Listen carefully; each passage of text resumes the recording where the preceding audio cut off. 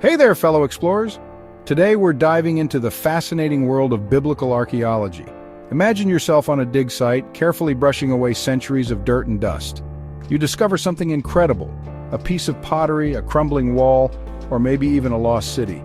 Each find whispers stories of the past, connecting us to ancient civilizations and cultures. Biblical archaeology focuses on places and artifacts mentioned in the Bible. It's like piecing together a giant puzzle, where each discovery helps us understand the historical and cultural context of the Bible. We can learn about the lives of people who lived thousands of years ago, their beliefs and their daily routines. It's a journey back in time. But it's not just about finding cool relics. Biblical archaeology helps us understand the historical accuracy of the Bible and how these ancient narratives connect with the world we live in today. It's a field filled with mystery, debate, and mind-blowing discoveries. So, grab your fedora, your trusty notebook, and your thirst for adventure as we delve into the captivating world of biblical archaeology.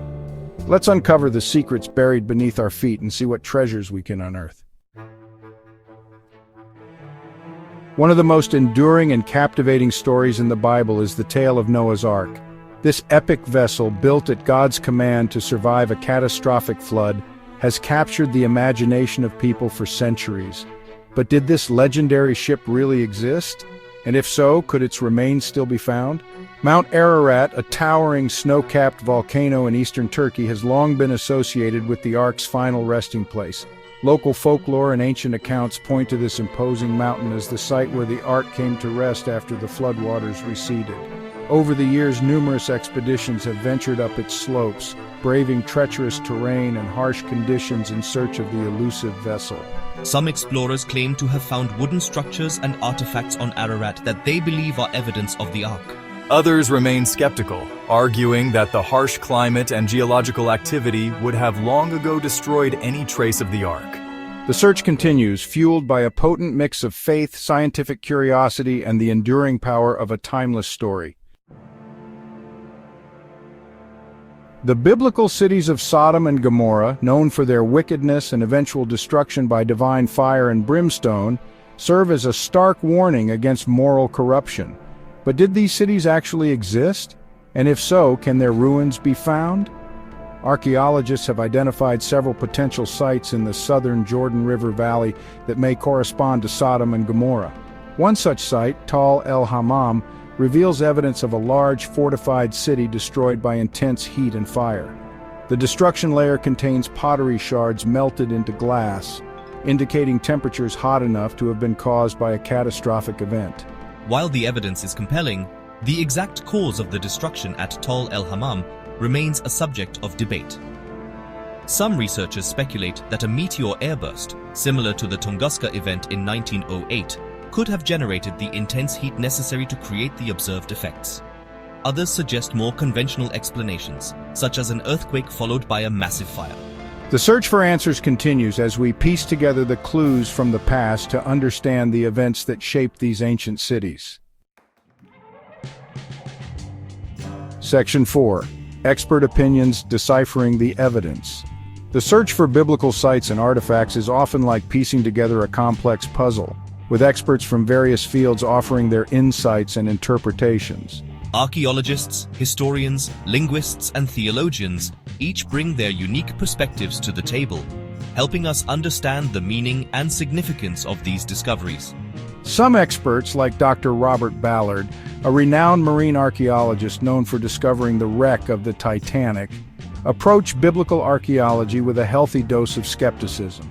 They emphasize the importance of relying on verifiable evidence and scientific methods to evaluate claims.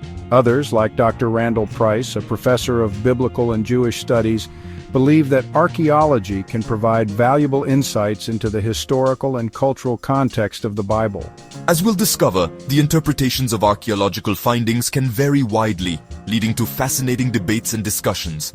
It's important to consider all sides of the argument and to approach the evidence with an open mind. Section 5. The Bible and Archaeology, a Complex Relationship. It's crucial to remember that the Bible is not a history book in the traditional sense. It's a collection of sacred texts, written and compiled over centuries, that convey spiritual truths, moral teachings, and the story of God's relationship with humanity. Archaeology, on the other hand, is a scientific discipline that seeks to understand the past through the analysis of material remains.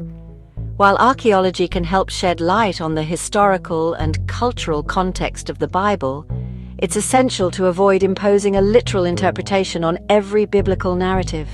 The Bible often uses symbolic language, metaphors, and literary devices to convey its message. Ultimately, the relationship between the Bible and archaeology is complex and multifaceted. It's a dialogue, a dance between faith and reason, where each discipline can inform and enrich the other. Section 6. Archaeological discoveries bringing biblical stories to life. Despite the challenges, archaeology has unearthed a treasure trove of discoveries that provide tangible connections to the biblical world. One example is the Tel Dan Stele, a fragmented stone inscription discovered in 1993 that contains the first known extra-biblical reference to the House of David. This finding provides compelling evidence for the existence of King David, a pivotal figure in biblical history. Another significant discovery is the Pilate stone, unearthed in 1961. This inscribed stone block confirms the existence of Pontius Pilate, the Roman prefect of Judea, who, according to the Gospels, condemned Jesus to death. These findings, along with numerous others, demonstrate that archaeology can provide tangible evidence that supports the historical backdrop of the Bible. These discoveries, while not proving the literal truth of every biblical narrative, help to illuminate the historical context in which these stories were written and passed down through generations. Section 7. Conclusion: Unveiling the mysteries piece by piece. Biblical archaeology, much like a thrilling expedition, takes us on a captivating journey through time, uncovering the secrets of the past and connecting us to the world of the Bible.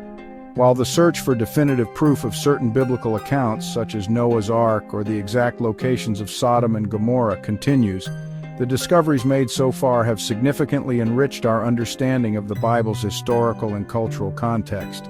It's essential to remember that the field of biblical archaeology is constantly evolving, with new discoveries and interpretations emerging all the time. As we've explored the evidence surrounding Noah's Ark, Sodom and Gomorrah, and other biblical accounts, we've seen how experts from various fields approach these findings with a mix of excitement, skepticism, and a deep respect for the past. So keep exploring, keep questioning, and keep that adventurous spirit alive. The world of biblical archaeology is full of wonders waiting to be unearthed, each discovery adding a new layer to our understanding of the past and its enduring influence on the present.